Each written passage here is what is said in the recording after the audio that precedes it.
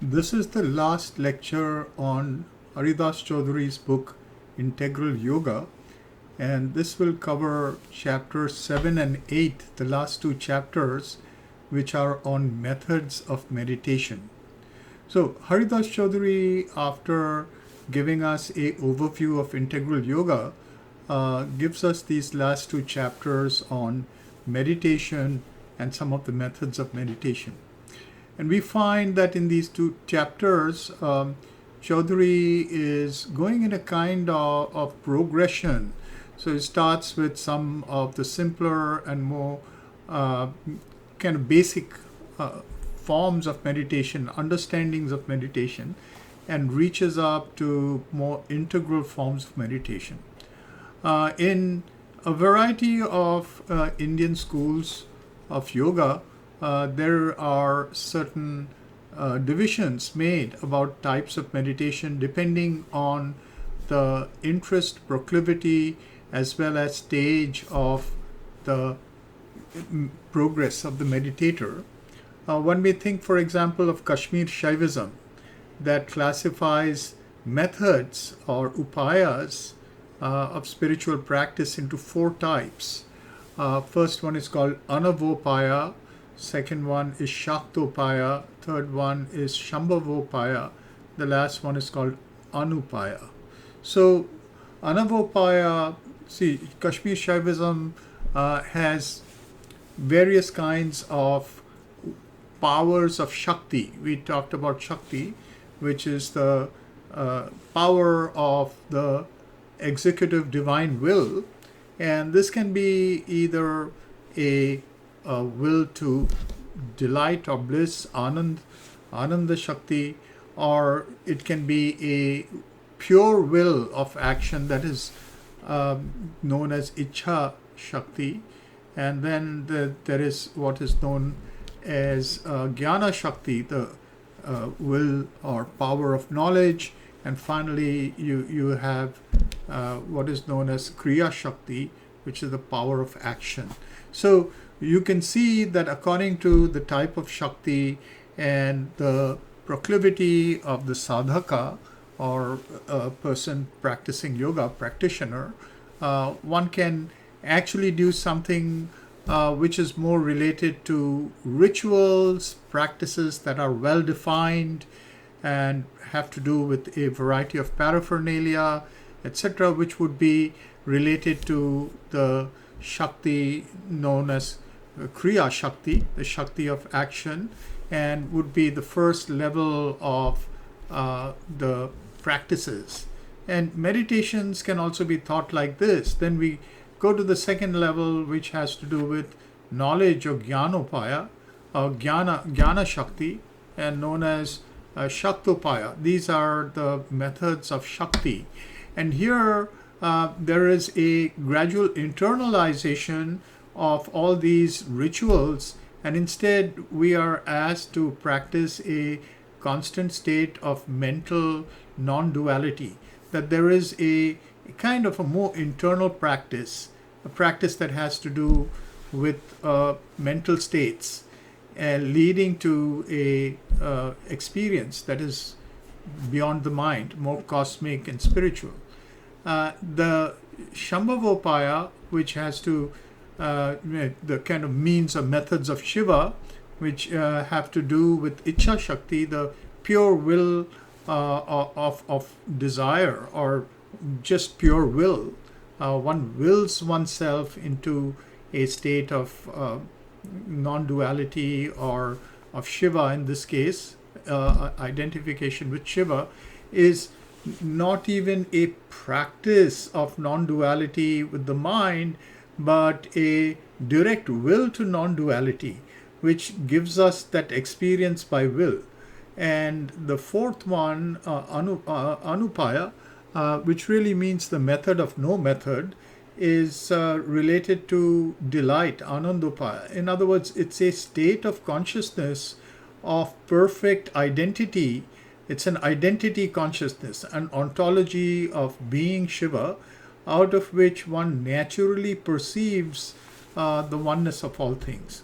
So Chaudhuri does not specifically go through these stages, but we can see that there is a kind of movement from the more ritualistic or kind of basic practices of meditation to more directed practices that are coming from the mind or from the will, and ultimately from the ability to open to the source of meditation and of knowledge.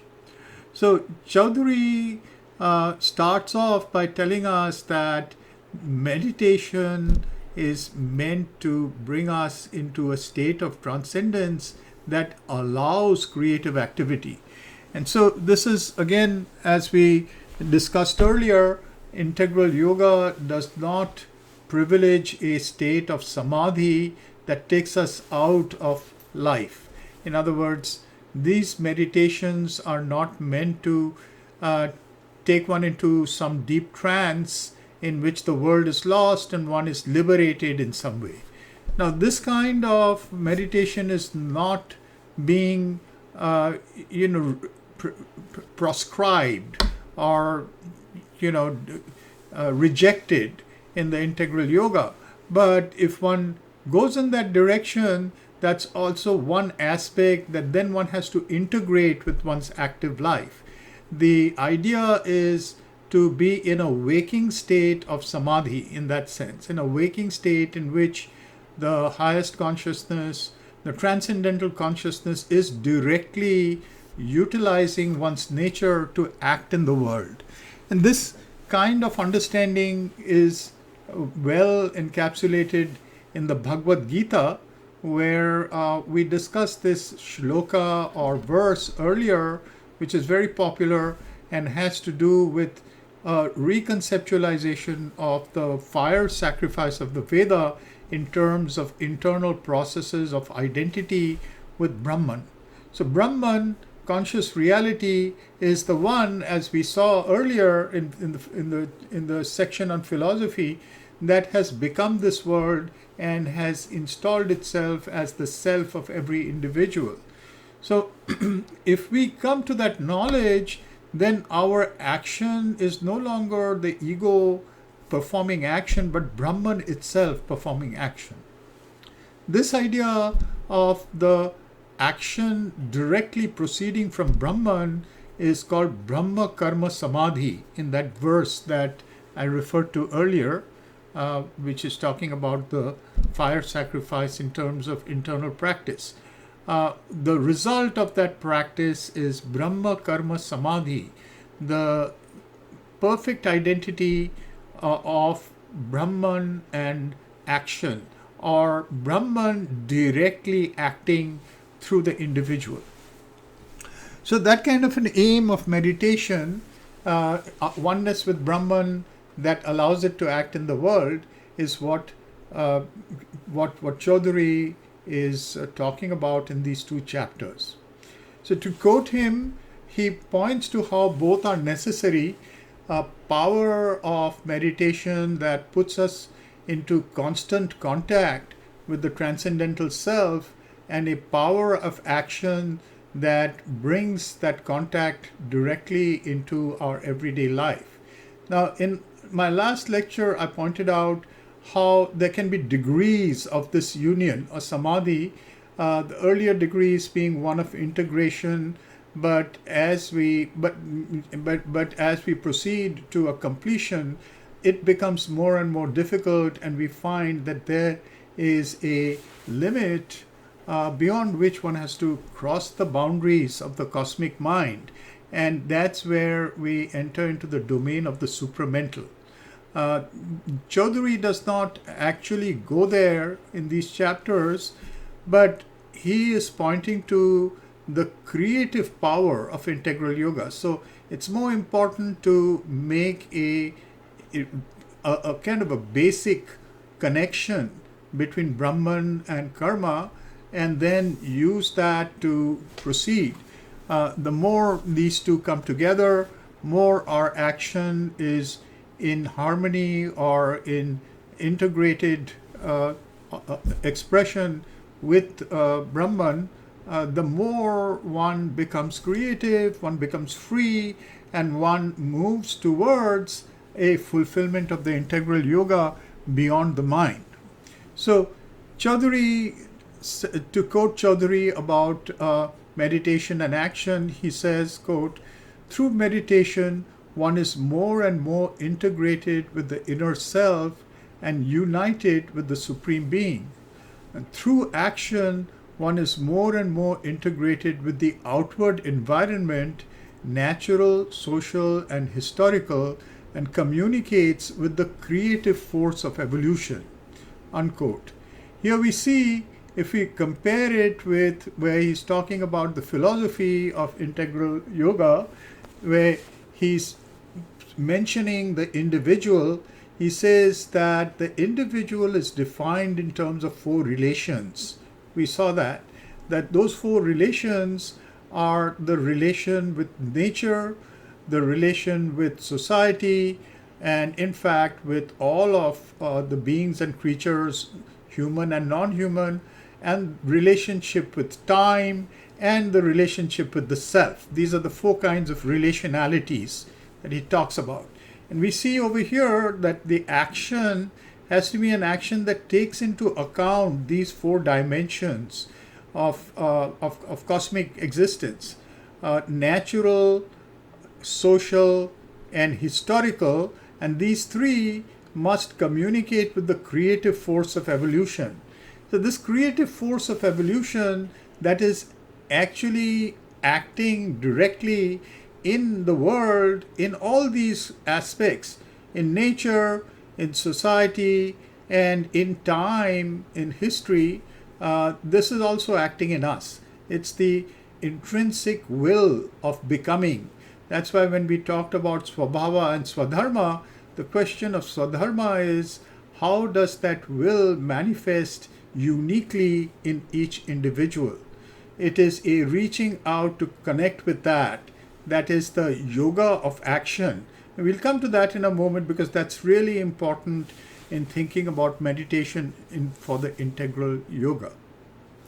But Chaudhuri begins by talking about the more standard forms of meditation, not all of them external or ritual. He starts, in fact, with something that may be considered partly ritualistic, but also partly related to Shakti, the use of one's attention or concentration directly on a power of non-duality. Meditation is concentration. Concentration can be on symbols or gods, etc., some image, some form, or it can also be an idea. As he says, we can have an idea of the divine that doesn't necessarily have a form, but is a philosophical form.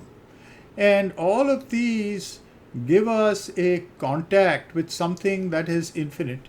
If we remember, when Chaudhuri is talking about the philosophy of integral yoga, he does set up a bit of a hierarchy with the formless at the top, and though it's not complete, it is the foundation, and then you have the other types like gods or cosmic realities or whatever is immanent within that reality.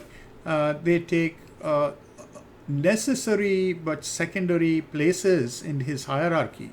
I also pointed out that's not necessarily the way in which integral yoga looks at these various properties, because if we are talking about a plane in which all of them have their equal reality, that which is integral, that which goes beyond everything and at the same time is equally present completely in everything, in each thing, that kind of a understanding of symbols, as he calls them, whether they're gods or geometric forms or ideas, they can open us to a living form that ultimately can govern a progress over to the supramental.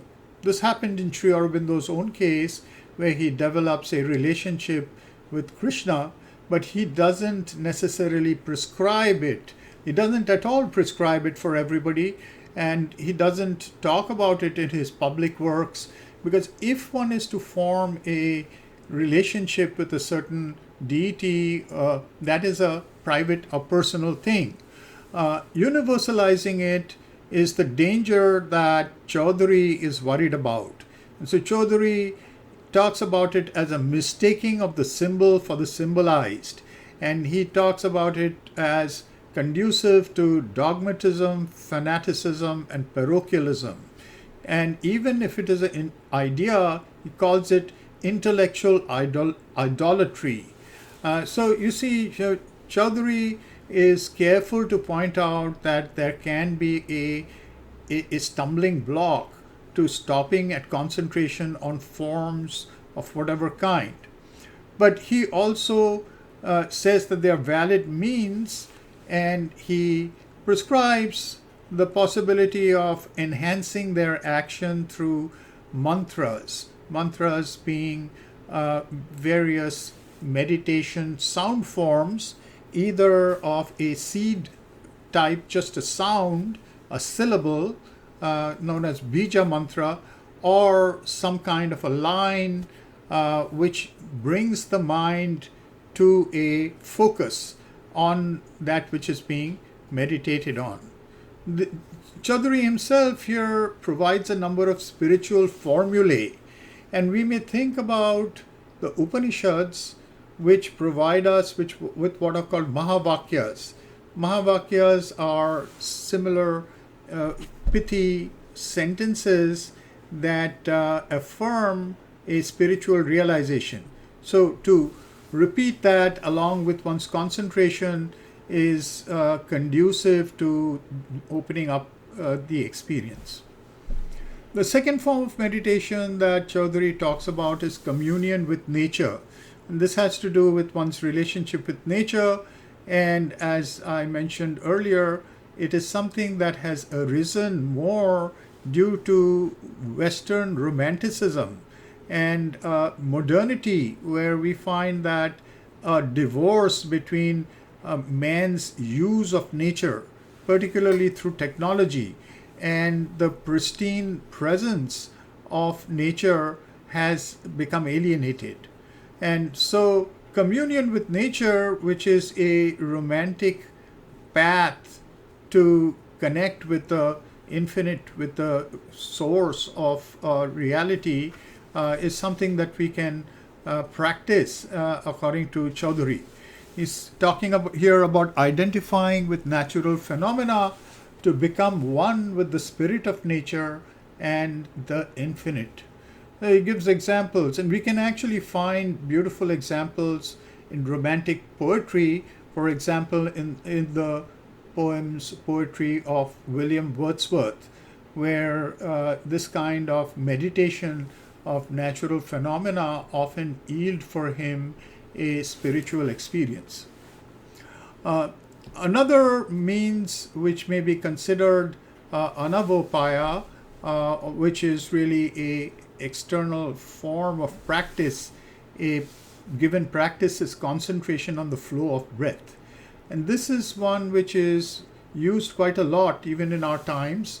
It is used in vipassana and in most meditation methods in our time, where there is a preliminary steadying of the mind and a focusing on the attention by putting the concentration on the in-breath and out-breath of one's breathing. As one does that, there is a gathering of the attention, and gradually the breath seems to become naturally in one's concentration, and one can even drop it at a certain point because the external mind and the concentration has been gathered and focused. So that kind of concentration is a practice of the breath which Chaudhuri deals with. Another form of meditation he talks about is meditation or concentration on the centers of consciousness. These are the tantric centers of consciousness, sometimes given as 7 centers, but in fact, depending on the school, certain centers are privileged and certain centers may not even be talked about. In fact, some of these centers may not even be the 7 standard centers. There are many other centers, and depending on one's goal of becoming, one concentrates on the centers that one needs to mobilize. In the case of the integral yoga, the 7 standard centers are what are used, and each of them can actually put us in contact with a center of universal Shakti. So there are some of these centers that have greater priority over others, though any of them can be a beginning point. Chaudhuri talks about the heart center, the center between the eyebrows, the will, which is at the navel, and a center above the head. So each of these centers can actually put us into contact with something significant, and a divine experience may result. Particularly the center behind the heart is where the psychic being or the Atman or reincarnating center, reincarnating self, which is the individual aspect of the transcendent, resides. And focusing there can sometimes open it up so that one has that kind of transcendental relationship with time. The reincarnating self feels that it has lived forever and will live forever, through births and deaths if necessary, but with a state of continuity. And so that these kinds of openings are possible through concentration on the centers of consciousness. Then he talks about the practice of japa. And he has already introduced the use of mantra in concentration. Japa is the use of mantra. Japa literally means repetition of sound syllables. So it can be just one syllable or it can be a sentence, as I said, and he gives some examples of how japa works if it is repetitive and one can mobilize the power of the sound syllable that's within it. Then he has a section called mechanical and logical concentration. And here he is telling us that we have to avoid mechanical concentration. In other words, all these things like japa or concentration on forms, etc., can tend to become mechanical. In other words, there is no attention that is conscious. It becomes an activity in autopilot. That is not something that is conducive to spiritual experience, according to Chaudhuri. On the other hand, he talks about logical concentration. And logical concentration, here we are coming to closer to the Shaktopaya. In other words, the methods of Shakti, where the attention is at the forefront of one's practice. So by logical concentration, he says, the mind plays around a theme. And here we can relate this to the Upanishads, where the formula for arriving at the experience of the self is given as Shravana, Darshana, Manana, and Nididhyasana. Shravana means hearing. Darshana is to see. Manana is to think. And Nididhyasana is to come into union. So if we begin with this kind of a aim to enter into non-dual union, we can read or listen to somebody or see images that are symbolic, and then these are what we cogitate on, we think about the significance, we unpack the symbolism, and it's not just a objective unpacking for the sake of knowledge, but it is a relational unpacking, an unpacking which is really a means of coming closer to the idea that is in the words or the sight. Gradually the closeness becomes so close that one feels it reverberating within oneself, and there is a non-dual experience that results. This is nididhyasana. So this kind of practice is what he proposes, and what I earlier referred to as the Mahavakyas of the Upanishads, sayings that are small, pithy, and are direct assertions of the equation of the individual and the Brahman, are sometimes the kind of sentences that the mind is made to play around, as he said. The mind is made to focus on and increase the state of intimacy by thinking about it. Then Chaudhuri talks about concentration on space, time, and the fourth dimensional continuum. So as you see, his methods are becoming more abstract. Here we move to attention on abstract realities, which are really the transcendental conditions of experience. Space, time, and each of these, as we think about our locatedness in space, space itself tends to become a form of transcendent reality. Similarly, time, we talked earlier in the last lecture about being time bound or time binding. So the meditation on time can go into our own past, can go into a historical past, and can see ourselves contextualized by large scope of time. And as we make that real in our experience, our ability to project into the future is also made more powerful. And as I said, at a certain level of abstraction, we come into contact with that which is at the origin of time, the reincarnating self in us or the transcendental self in us. The Atman has both these possibilities in it, or both these attributes to it. There is something called the Jivatman, or the transcendent Atman.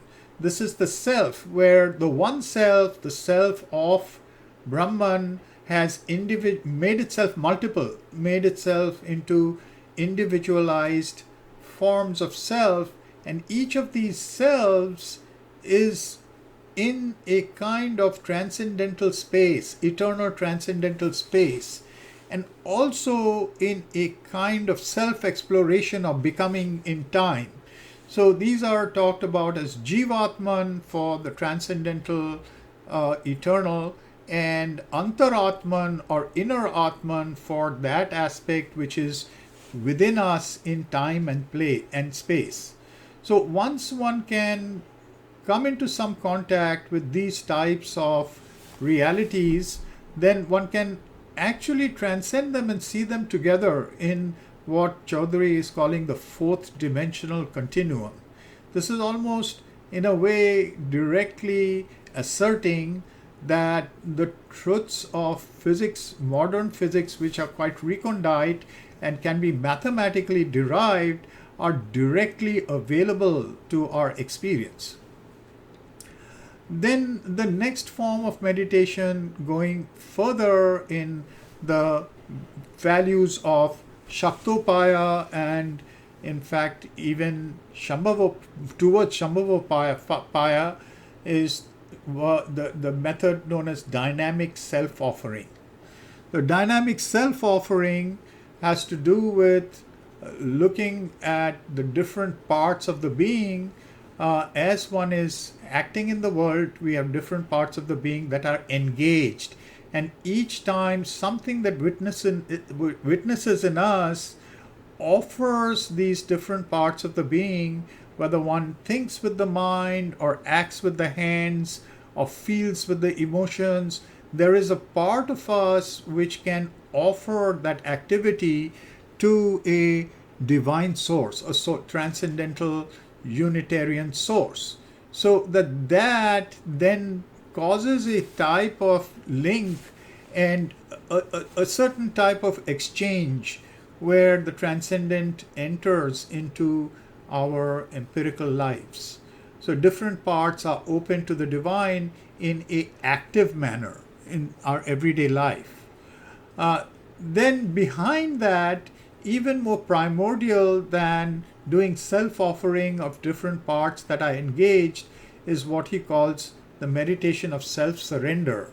That is the offering of what one is and what one does.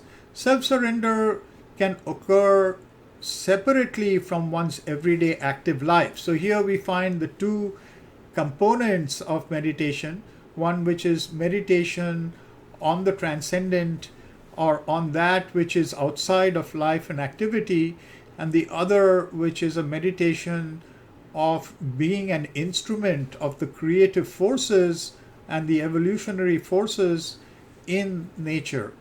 So here the idea is primarily we can, even in our moments which we are not doing any work, go within ourselves and really focus on who we are, who am I, and what I am in my essence is surrendered to the divine. One says that I make my surrender to you so that you may act through me and make me realize my identity with you, because there is a gap, as it were, between our ego activity and who we truly are, that has, as I said, philosophically moved from a state of undifferentiated reality to a state of differentiation but not division, and then to a state of differentiation and division, which is our experience. So bridging that is something that we are trying to do through yoga, and one of those steps is that the individual opens to connect with the transcendent as one's own self through a surrender of the self, calling in that power to bring the realization to us. Finally, in that chapter, this is chapter 7, Chaudhuri talks about the method of cosmic love. This is sometimes in Buddhism, this is talked about sometimes as loving kindness meditation. So here one comes into an inner state where one holds the spirit of oneness in oneself. One meditates on the fact that all is one, that there is one consciousness, there is oneness everywhere, and from that state of oneness, one sends out goodwill and love to everyone and everything, and particularly those aspects in one's life that are causing trouble.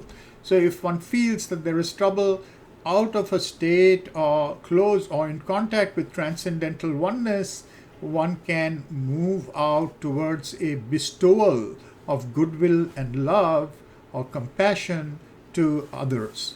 These are forms of meditation that Chaudhuri deals with in chapter 7. Chapter 8 takes us into more methods of meditation, and these methods are utilizing some of the methods dealt with already and taking them into a more inward and integral register. So the first one here is called the method of self-inquiry. And again, as we were discussing the methods or upayas of Shakti and Shiva, here is a deep method of Shakti which is really geared towards the discovery of one's oneness with the one. And so in self-inquiry, the self has to be realized as the transcendental subject. And this is a kind of meditation that's related again to the Upanishads, which may be called apophatic, the giving up of one's limited identity by questioning it, self-inquiry, inquiring into it and saying that that really does not fit the bill. So self here as Atman is defined in the Upanishads as a permanent self. And we find in the second sermon of the Buddha, for example, this is exactly where he's going. It has been misunderstood to say that the Buddha is trying to say there is no self, but that's not at all what he's doing there. he is conducting a method of self-inquiry. He's asking his disciples to consider each one of the components of our phenomenological experience. The body, for example, is the body through which we experience physically something that is constant? Is it a structure of permanence? Well, it isn't. And so it cannot be identified with a permanent self. If there is any self, that self is a mutating self. Similarly, he goes through the other handles of phenomenological experience: one's emotions, one's habits, one's thoughts. All these are considered the five handles of phenomenological experience. They're called skandhas. Each one is shown to be a structure of impermanence. And so one cannot identify the permanent self with them. But this experience is an apophatic experience. It pushes us out of our transient lives and puts us into contact with something that exists but cannot be defined in terms of anything else. Our own in our own times, we can start with our relationships with society, etc., that he has talked about. You see, we have a natural sense of self that is entangled with a we. Each one of us belongs to a family, belongs to a nation, belongs to a culture, a language group, certain preferences, and each one of these becomes a locus of the self. And also with it comes a sense of othering. This is us, and what's outside the boundaries of the us are the they. And so here, if we withdraw that sense of self from each of these identifications we make for our identity, then we proceed along this neti apophatic process, and ultimately what remains is a abstract self, which is a transcendental subject. So this kind of self-inquiry again can take us out of nature, out of the cosmos, but it can also be the foundation of a self which is seen everywhere, a self which is in oneself but is essence of all beings, and we can return to a creative life that is in contact with that self. This is, in fact, the basis of what we were discussing as techne, where unlike technology, which is a kind of challenging forth a lordship and mastership, techne is really a entry into the inner subjective identity of things through which one can bring them into the open, into appearance. Then Chaudhuri talks about the method of detached self-observation. Now this is related to Raja Yoga of Patanjali's Yoga Sutra, though he doesn't directly mention that, but here one observes oneself from the viewpoint, similarly an apophatic observation of the constituents of one's existence. How do we experience? What is the basis of our experience? And in observing these, one may actually arrive at an apophatic reduction, a phenomenological reduction that brings us to the Purusha. This is similar to the nature of self-inquiry, but this is proceeding along a different identification of the apparatus for experience. And by looking at it like that, what are called the tattvas, one abstracts back to a transcendental subject or Purusha. Then Chaudhuri talks about something interesting, the method of free thinking. This would seem to be just allowing the mind to roam and to think whatever one wants. But that's not what it is. By free thinking, what Chaudhuri refers to is that there is some true freedom to our thought. And this is something very interesting, because the more we think about it, the more we realize that our thoughts are conditioned.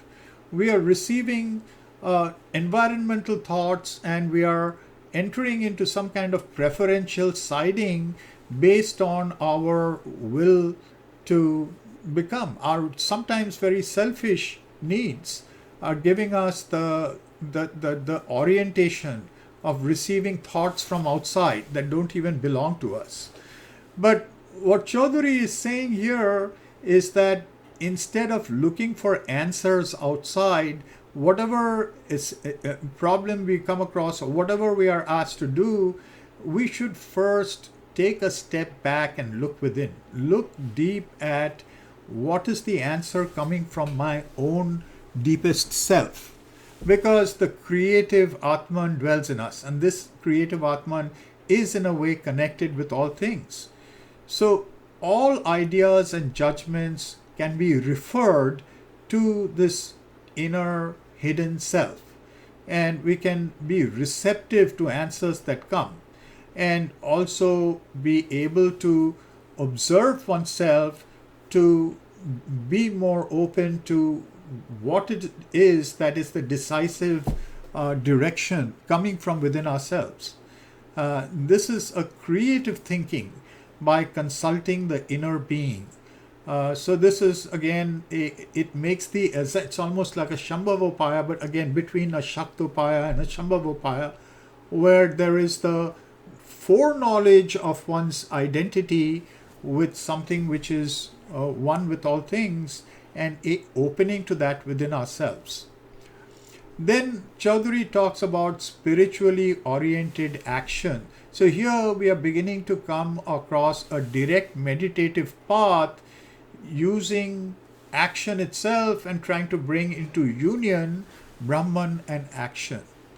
This is in fact the way in which Bhagavad Gita approaches spirituality, and if we call it meditation, this is the meditation of the Bhagavad Gita.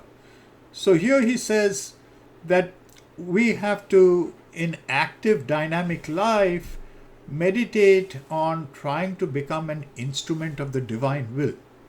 So we see here, in fact, that this is the process that Sri Aurobindo himself followed in his early nationalist days. What made him seek out yoga was partly, very importantly, I think primarily, the fact that he wanted clear guidance in his political activism work. What should he do? And this is really the central question being tackled by the Gita. So this is what he tried to achieve, and he, through his meditative process and opening to what he called the master of works, which is really one's own deepest transcendental self, one can become an instrument of that. Is there a divine will to which one can align oneself? And that is essentially the seeking of spiritually oriented action. And within it, there is, why should one do that? This instrumentation of the divine will frees one from conditioning, so that there is a sense of being an instrument, and an instrument of freedom. So one has experiences freedom oneself, and one works for freedom for oneself and for others. So this is where, in the political days of Sri Aurobindo, the idea of Swarajya comes in. Swaraj, which is a word that accompanies the Indian freedom struggle from beginning to end. Gandhi writes a very interesting little pamphlet called Hind Swaraj, for example. Swaraj literally means self-rule. And self-rule can be thought of as political, but Sri Aurobindo is taking it all the way down to the individual. There is a point where the individual freedom is one with the national freedom. One is looking for freedom for oneself, and one is looking for freedom for others as well, and the two unite at the deepest level of instrumentation of the divine will. So Swarajya as a goal in the deepest sense of one's action, is also related to the discovery of Swadharma. So this term Swadharma, which we came across earlier, has to do with one's law of becoming. And behind it is the idea that everybody has got a unique combination of natural qualities that makes it conducive to a certain kind of action. And when the Gita talks about it, it relates Swadharma to the 4 parts of the Purusha that we considered earlier in the Purusha Sukta of the Rig Veda, and that later become the caste system.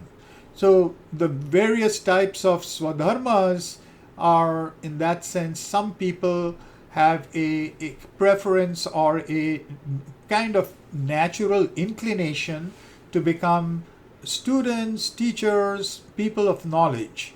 Some become people of action and administration. Some be called Kshatriyas. Some become people of professional work in the world, creativity and exchange of things and ideas.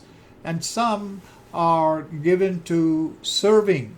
In other words, this seems like a hierarchic idea, but in Indian spirituality over time, each one has been given a primary value, and it's been shown that it's not a hereditary idea. If it's made a hereditary idea, then of course it becomes extremely abusive to society.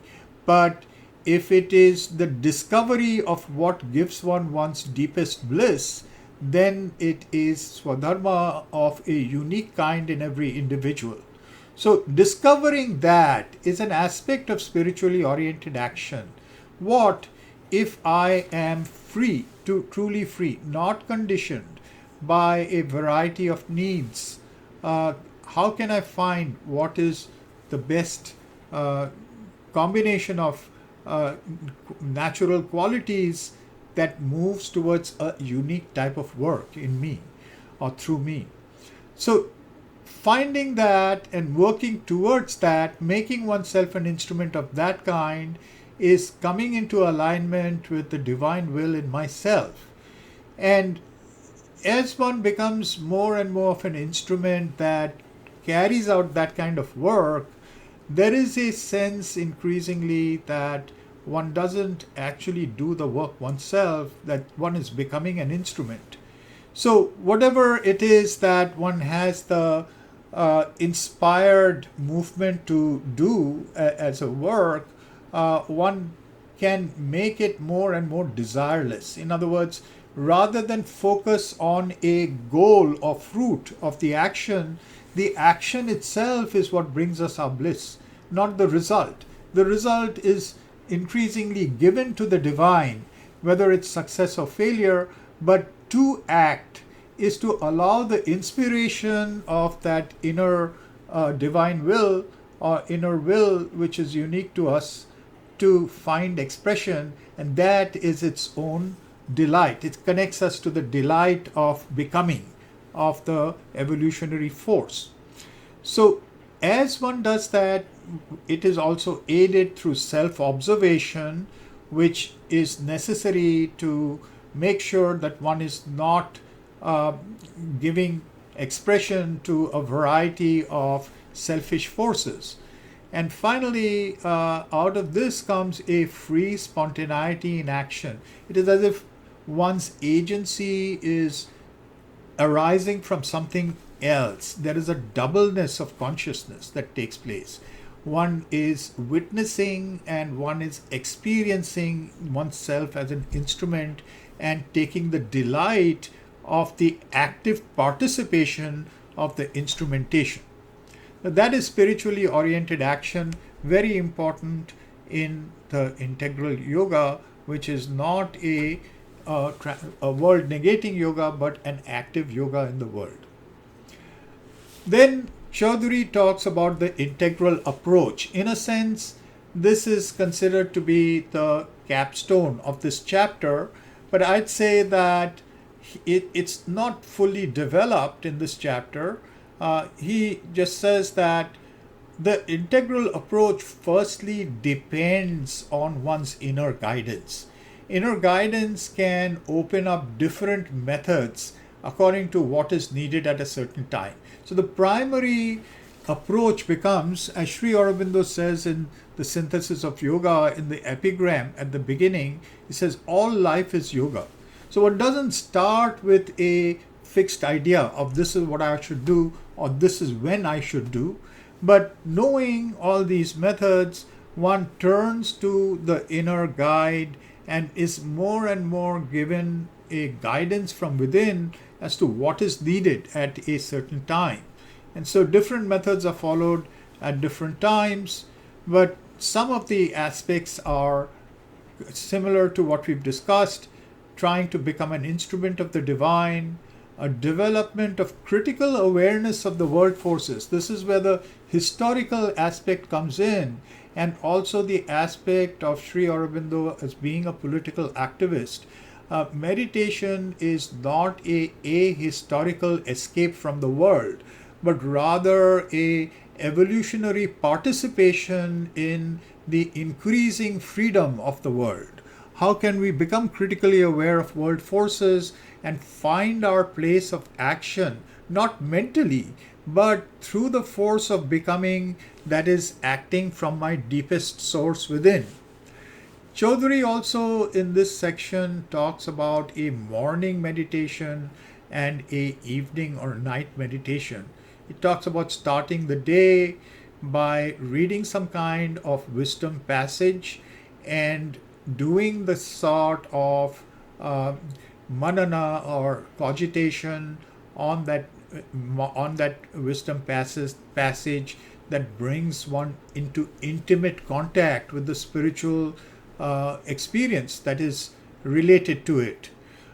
Then he speaks about entering into a deep consideration of what is known of the day's activities.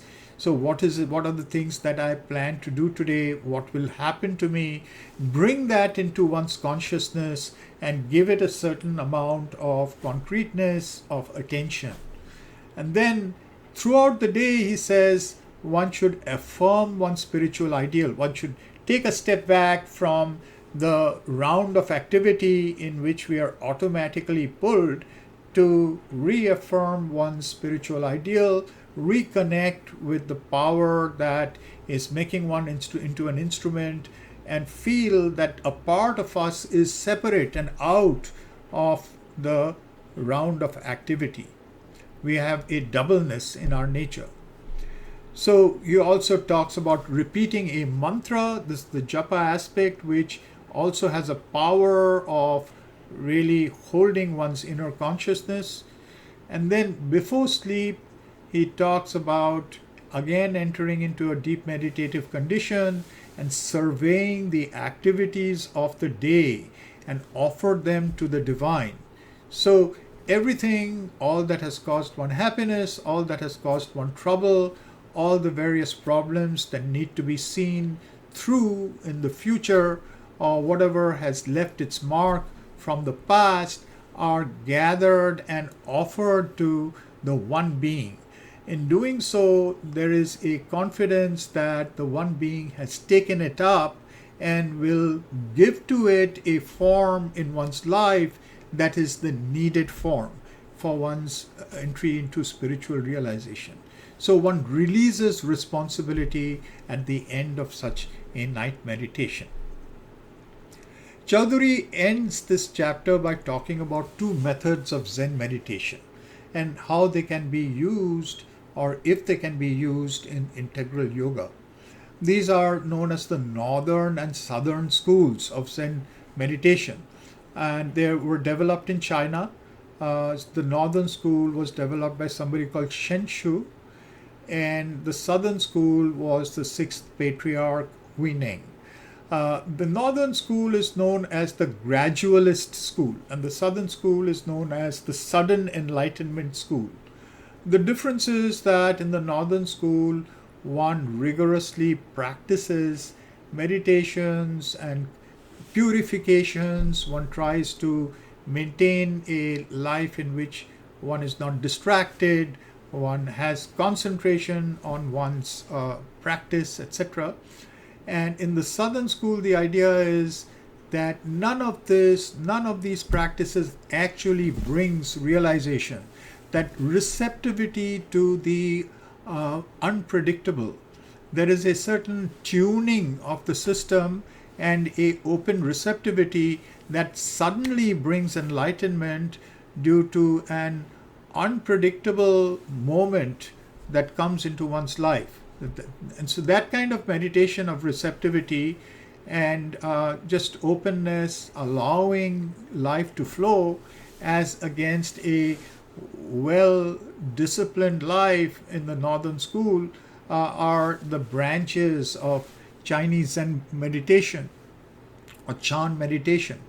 And Chaudhuri talks about the value of both and the fact that each has its truth, and in the integral yoga one can practice both of them, and both of them are useful to arrive at an integral experience.